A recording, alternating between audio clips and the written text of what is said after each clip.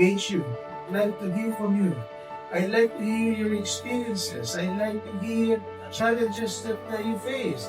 I like to hear from the young ones what you think we should be doing in government.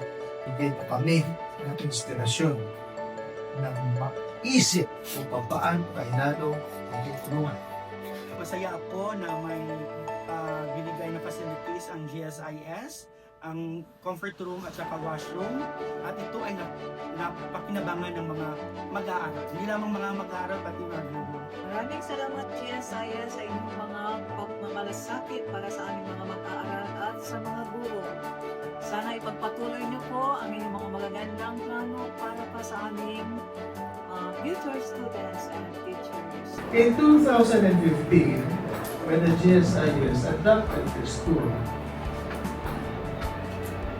we had a very noble intention of making sure that education continues to reach the aspirations and dreams of those that are in the provinces to be able to shine. So GSIS, Mike Ginhawa!